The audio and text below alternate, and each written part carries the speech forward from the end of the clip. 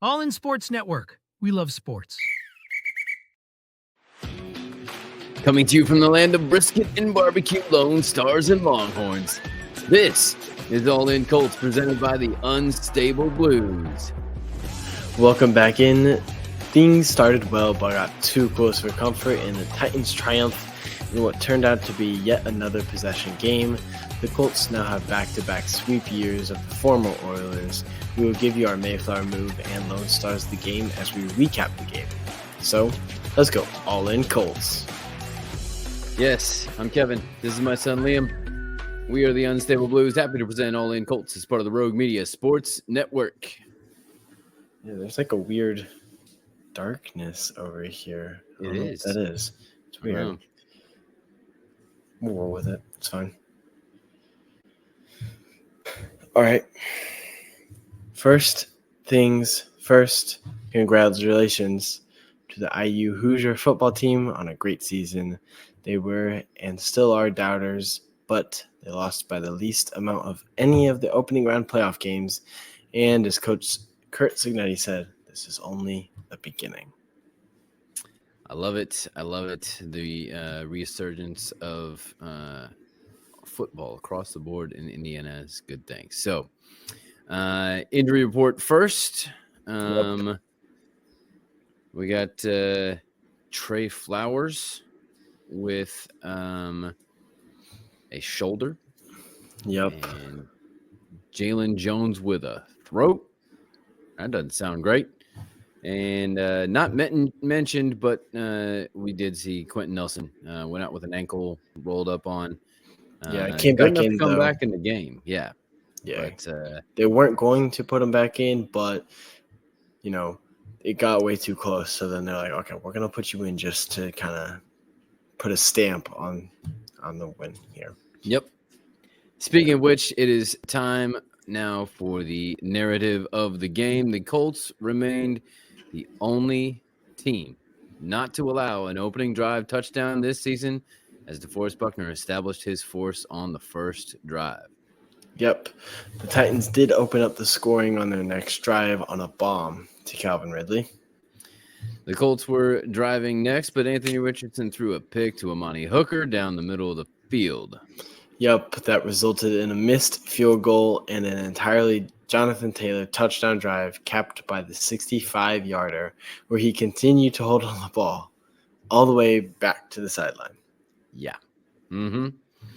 And then 3 and out for each for the Titans led to a conservative field goal just outside of the 2-minute warning for the Colts. Yes, Kenny Moore's interception of Mason Rudolph allowed more opportunity for the Colts as well.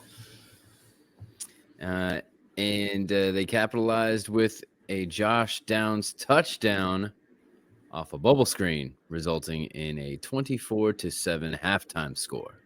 Yep, Jonathan Taylor proceeded to score on the first play in the second half, completing not only the double whammy, but the triple or quadruple whammy with the field goal, interception, touchdown within a 3-minute game span at the close and open of the two halves. Opened and closed the half. Amazing. Yep. Like that was crazy. I mean, what's that? That would be 17 points. 17 points there. Huge series of events there. After JT had scored that touchdown, my throat was hurting. We'll say that much. No, I have a little bit of, like, we were shouting pretty good, at least until your little sister went down. We had to go. Mm-hmm.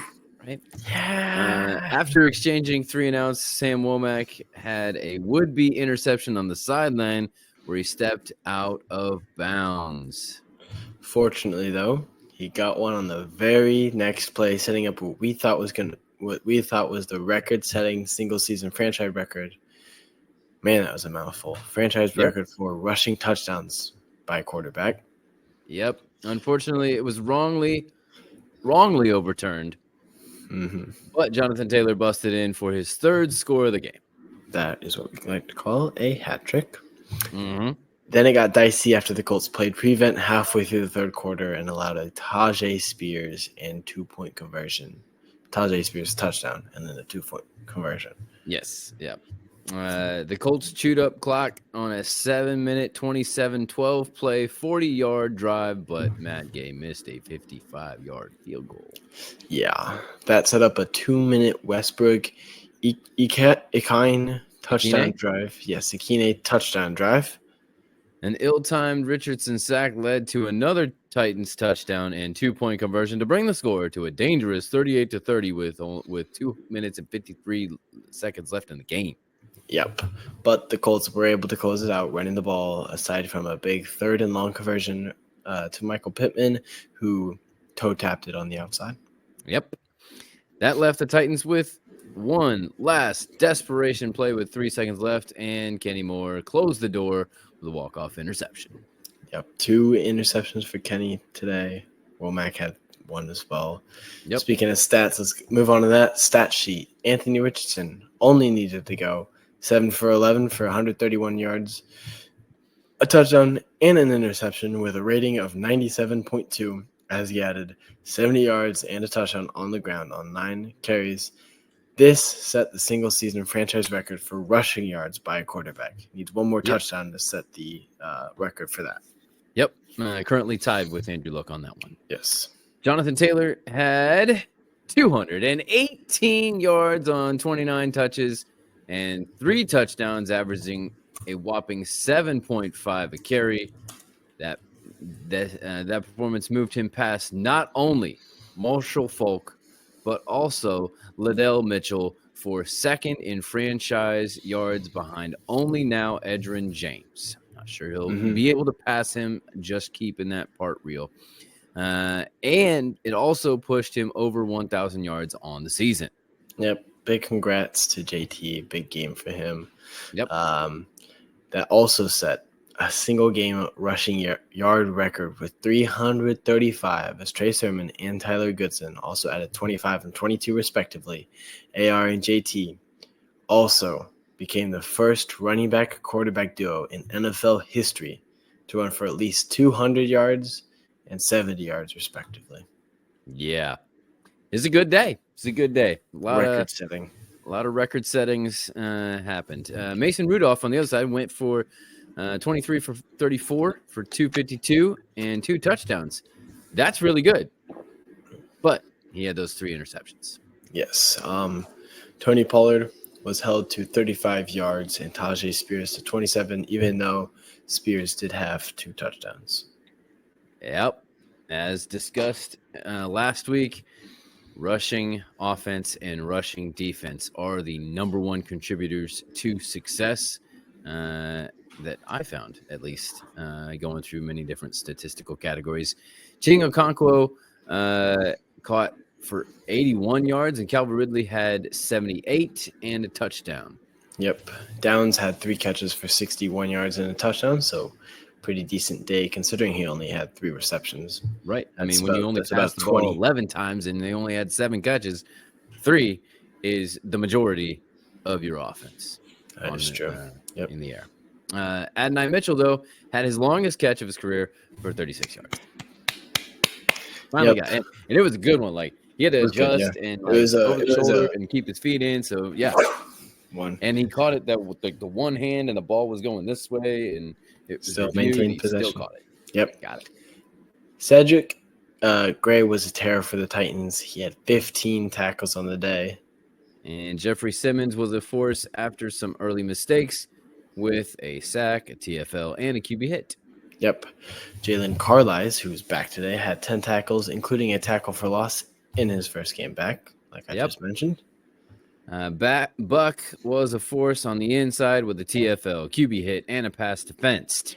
Yep. Quiddy Pay also had a tackle for loss and quarterback hit, as well as a lone sack for the Colts. Yep. On a big 3rd down, too. Yeah, it's a big deal. What are your intangibles from the game? Well, you talk about turnover battle. You won the turnover battle. Also, another thing is not strictly turnover battle, but you had points off turnovers as well. I don't count the Kenny Moore one at the end because that was the game-winning one. So if you want to count points towards that one, then that one counts as more points than any other one. Shut it down. We're done. Yep. That kind of reminds me of the sack that Buck had at the end of the half. Yep, in when we were there. Yep. Last year. Yep. Another one, I don't know exactly about time of possession. I believe the Colts won it. I would think the Colts won it with how much running they always check it at half because I'd like to see what it was at half for reference point. Let me look it up real quick. Go ahead. Also, the passing yards, obviously the Titans had more. But whenever you look at rushing yards, the Colts had 335. That's normally a passing stat that you have. But whenever we talk about how rushing offense is in style now. Because you think about it, Saquon's in the league, JT's in the league. CMC's not doing much, but he's still there. Derrick Henry, all these Josh Jacobs, fantastic people. Even Tony Pollard. Tony Pollard. Like the Colts kept him from going over 1,000, which could have happened if he had a good day today. Exactly. So like all these fantastic running backs are now in the league that cause so much havoc, which makes your O-line that much more important to stack up. So the teams now with the good offensive lines are doing the best because that's kind of the way football is now. So more rush yards is. I got AR gave a shout out to the O-line. You want to hear? Oh yeah. There you go. Just them dominating today. I know it's good for their morale. It boosts them up just to let them know that they are the greatest O-line in the NFL right now. So it's just great just to see those guys take advantage of the opportunity and do so. Okay, bold statement. He did it. He did it. Time of possession, 33 for the Colts, 27 for the Titans. Okay, so one time possession. We outdid ourselves in rushing yards. Fantastic day from all those rushers. So that's all I really got, though. Nice. I'd say, it's the most complete complementary football that the Colts have played for the first 2.5 quarters. Then they took the foot off the gas and started playing too soft, too safe, and with a lead, and it kind of came back to bite them. Coach Steichen talked a little bit about that. I've talked to a lot of coaches over the years and kind of how the game was going. Our defense was rolling pretty good there too, and then obviously we were running it pretty good, and then they started to get back in it, and we don't want that to happen, and so we had to adjust there at the end. You don't want that to happen. Notre Dame had almost a similar kind of situation where they let IU almost come back in and win it, right? A lot of the professional pundits will say that Notre Dame really won 27-3, but no, they did not. They let their foot off the gas, and that's what happens. So yeah. By the way, quick shout out to. Actually, I'm gonna do 2 shout outs real quick. Okay. 1 to the Hoosiers kickoff guy. Fantastic onside kicks. That is the dream of a kicker to be able to kick. He did it great. Almost got the second one. Yeah. Also, another special shout out to Rigoberto Sanchez. Great. Like, no one notices punters because, if you notice punters, then something's going wrong with your offense. But, like, that happens. You have to punt the ball. It's fine. Yeah. Rigoberto Sanchez has been doing what we know he can do all season, and I'm so glad that he has been able to do what he's doing. So huge props to him. Special teams guys. After the fact, he was one of a few, including Luke Rhodes, Grant Stewart, and Josh First Downs, that after the game had a faith in football presentation for whoever wanted to stay after the game. So that's cool. We like those things together, faith in football. So we've been to one Tony Dungy event down in Miami when we were down in Florida. So yeah, sure. I've also got they did end up doing what we said that they should with the bubble screens and the end around stuff for JFD especially. So maybe they should listen. We keep mentioning this, but maybe we know what we're talking about. Maybe. The offer's still on the table. The critical things would be kind of related to that. Keep aggressive on defense, and then we talked about throughout the game, be a little bit more creative on offense. Not too creative, not Adonai Mitchell interception creative, but a little bit more deceptive creative. Don't go with a run when they know it's gonna be a run. Don't go with a pass when they know it's gonna be a pass. A little bit different things like that. Don't always run it straight up the middle. You can run to the outside. Different things like that. The option was not used. Option is a great tool. I saw one option, and it was the big break off run that AR had. That's right. Yep, that one early. That made the guy fall. Yeah, that was it. That was an inside option. Though I'm talking about like a speed option, old school West Virginia speed option. Yeah, speed option to the outside. Right. I like it. Yeah. And you have the personnel to do it. I continue to ask for a 2-back setup with Goodson and Jonathan Taylor back there, and maybe even a triple speed option off of that. Because if you have a quarterback that is maybe struggling a little bit to be what people would consider to be an official NFL quarterback, but he's really good in college, then you run more college football kind of stuff. There's nothing wrong with running what your players are good at and equipped to handle. Yep, because there will be one day where you choose to center your offense around AR, and why not try it sooner rather than later? Yep, that is true. All right, it is time. Your game-changing Mayflower move of the game. I think we were struggling on offense we don't like to do it towards the beginning of the game. But I think it was the first long touchdown that JT had that broke off.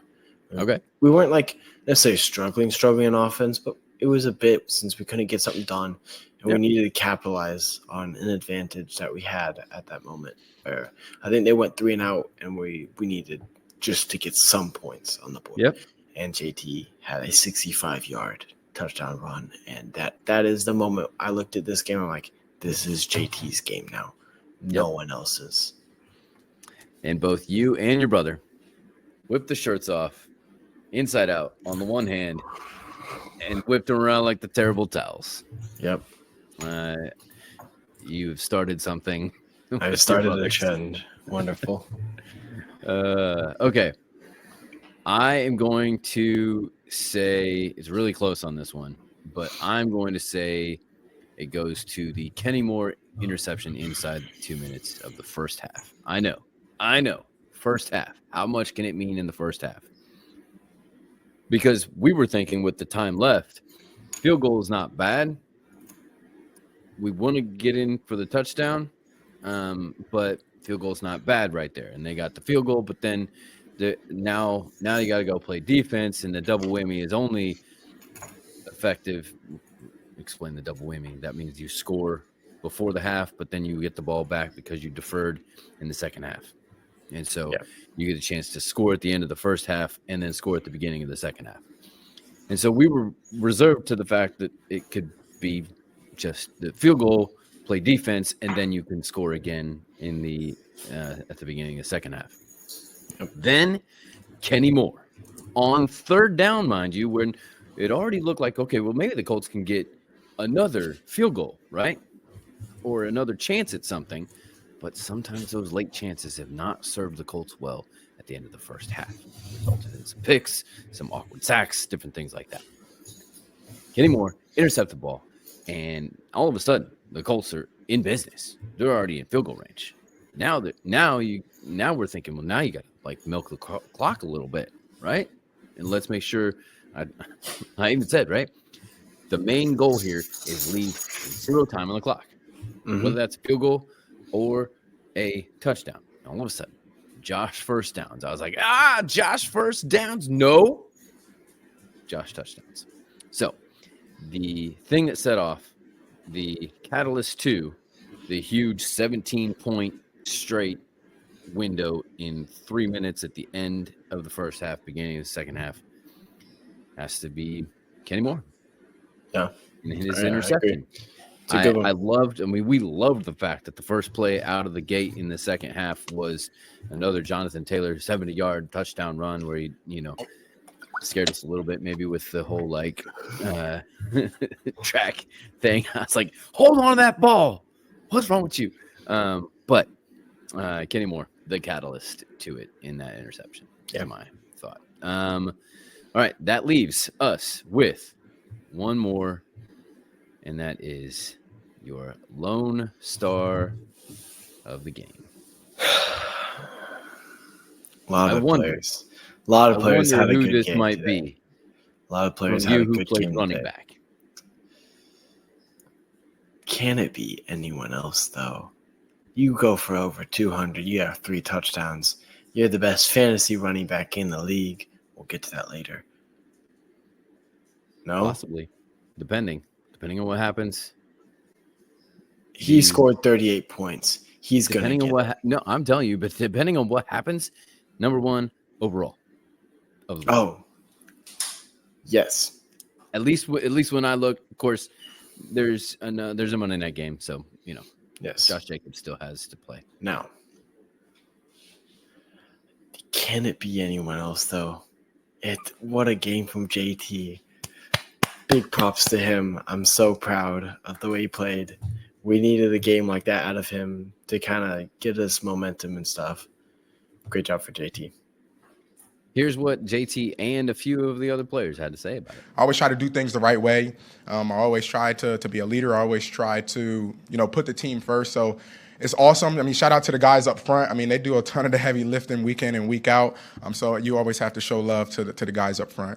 I mean, I was expecting him to bounce back, but that was amazing. And I met him on the sideline, and I was just telling him, so proud of how you responded, because everybody can't respond in a positive manner. Sometimes the adrenaline just takes over, especially like you said, when you're moving the ball. It's a little different, when you're going for 2-3 yards, but when you're going 6-7 yards a pop, you kind of don't even notice it until you look up and you're like, oh, we're at the 30, oh, we're at the 20. So you get into that rhythm, you get into that flow, and then you get energized by the crowd, your teammates. It's a special feeling. Definitely is a special feeling. I know what that's like when you look up and you're like, what just happened? I don't remember that game. Oh, 100%. I tell people all the time, they're like, did you hear me cheering for you? I was like, you were cheering for me? I am so locked in. I am in the zone. Like, I tell people during plays, I black out. Like, I don't know what's going on. I just let my body go and do, and it works out. Then after the fact, hand the ball to the ref. Let's move on. Let me go kick this extra point. Let me get the kickoff. I get to stand there for a little bit on the kickoff because I know my recover team has it. And then we're good. And then, I kind of, pump my hands up to the crowd or whatever, and we keep going. There we go. Yeah. All right. So you got JT, lone star of the game. I agree with you. Who else can it be? But just so there's a well-rounded thing here, Kenny Moore. I like it. Yep, that's a good one too. I mean, he had here's the deal. You ready? Yes, JT did what he did, but in my book, Kenny Moore had the game changer and the game sealer. It's true. So, can't get there without the points, though. I get it. I totally understand. Much respect to both, but in order to make it well-rounded and have something a little bit different than just me saying, "Yep, you're right, JT," even though you are, "Yep, right, JT," but Kenny Moore. And here's AR talking about Kenny. He's a great leader, a great ball player. He always finds a way to, be where the football is. He put out some hurdle moves today I've never seen him do before, but it's just great just to see our defense, rally together, play strong and physical football, and just be out there making plays. It gives us a chance to go out there and do what we do. Yeah, because I mean, in all reality, the defense gave up maybe 15 points, maybe, before they started playing soft. I think it was it wasn't even. It was seven points before they started playing soft. Yep. for, like we had talked about, a pretty stacked team with good weapons, with Mason Rudolph there who knows how to use weapons as well. And then things started falling apart for the Titans, and we just kept putting our foot on the gas pedal and doing what we do. So in all reality, 38-7 was the score. If you want to say the Notre Dame game was 27-3, this game was 38-7. There you go. You can't have it both ways, people. Well, that's it for today. We will be back tomorrow with a special Christmas Eve edition of our Unstable Pick 6 NFL prediction show. Later this week, we will have our update from the South, look around the AFC South, fantasy stable look at Colts fantasy stats and projections, and our preview of the Colts' second trip to New York to try to topple the Giants. Yep, this is Liam. And this is Kevin. Reminding you to stay all in Colts. All in Sports Network. We love sports.